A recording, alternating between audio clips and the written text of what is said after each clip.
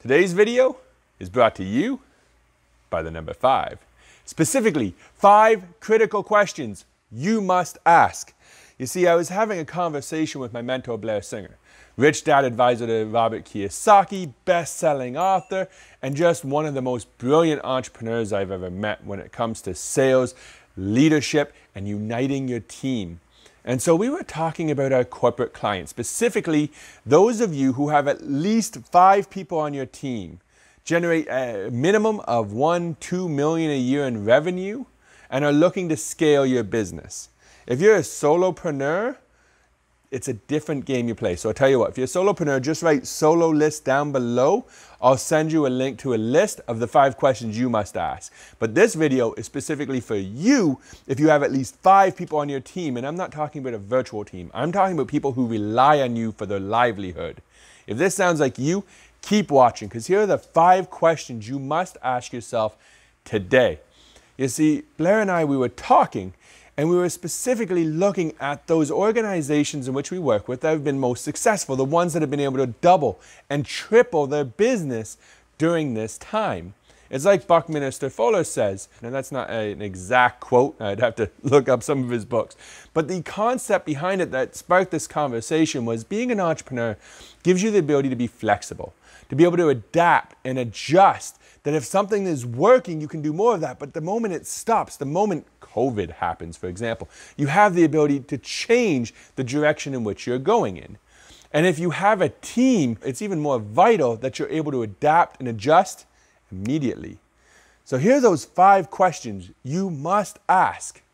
Question number 1, do you have the right people in the right seats? See, it's a concept that was made really well known by Jim Collins in the book Good to Great. It's all about making sure that you have the right people on the bus before you start driving. Because I don't know if you're a bit like me, but have you ever had the experience where you have a team member, they're a good person, you like them, they've been loyal, but you question whether they can do what you need them to do? Maybe they can do what you need right now, but with where you're heading, you aren't sure if they are the right person for the job. So question number 1 is to ask the question, do you have the right people in the right seats? Because if you don't, you're just going to cause yourself a lot of challenges down the road. Which leads us to question number 2 that we were talking about. If you do have the right people and they are in the right seat, do they have the right skills that you need to get you where you're going? It's okay to be where you are. That's great. But with where you're going, looking ahead into the future, because you have the flexibility to create your future, does your team, the people in the seats, have the skills and abilities you need to get you there?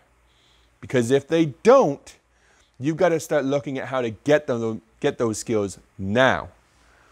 And question number 3, do they have enough energy to actually survive the ride? Or better yet, do you have the energy for the ride?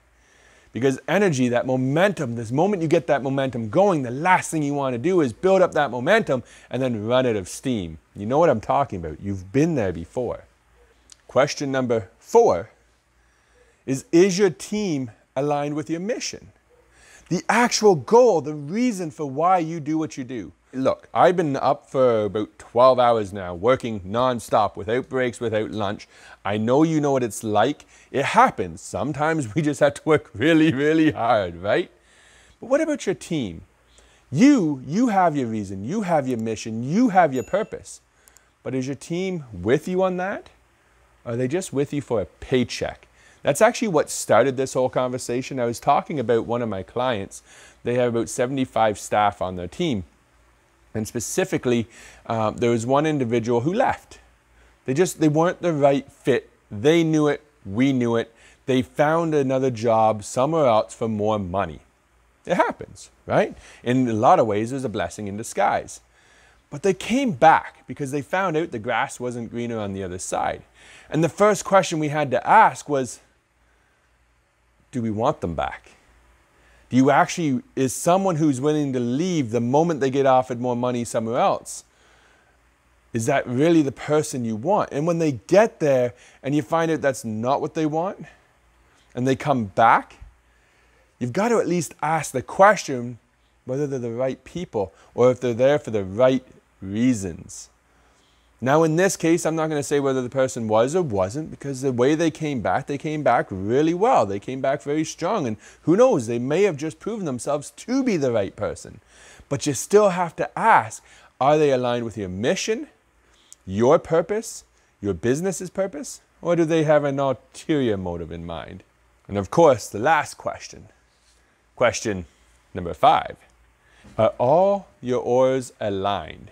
Meaning, is everybody on your team going in the same direction, putting the same energy and momentum in it at the same time? Because just like when you're in the boat, you get those paddles going at the same momentum, the same way, you can speed across the lake. But the moment someone falls out of routine or starts going in the opposite direction, all you do is spin in circles or stand completely still. You know what I mean? Now I know we could make some jokes about it and have some fun with it, but the truth is this. More often than anything else, the biggest challenge I find when I go into an organization, and Blair said it was the same thing for him, is that either people aren't aligned with the mission, or more often, they aren't aligned with the goal.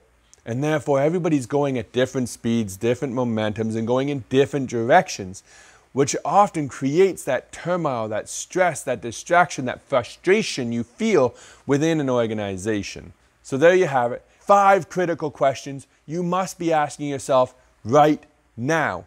And if you didn't say yes to them all, then you got some trouble ahead of you. And you got to start looking deeper into what it is that is out of alignment for you and your business. Now, me and Blair, we just started this conversation. We're going to continue this conversation even more. So if you want to get the rest of the details, find out where the next conversation is going to be happening, or notified of the rest of the content that we create, then type team down below in the comment below and we'll send you the details. But before you do, would you like a bonus? Look, we've touched on it already.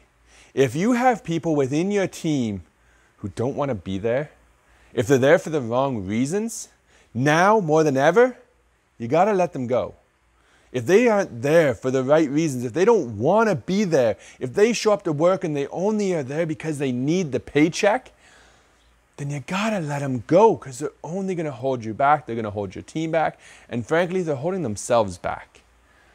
And so I'm just gonna tell you right now, you know it is, if someone just popped into your mind, you've gotta make that decision. Because holding on to them just because you wanna help them isn't helping anybody. So make that choice. Get the right people in the right seats with the right skill, with the right energy for the right reasons, and going the right direction together as a team. And that is the recipe to getting you your success. Again, if you want to join in on the conversation with me and Blair to go deeper into this, leave the word team in the comment down below, and I'll see you on the next video.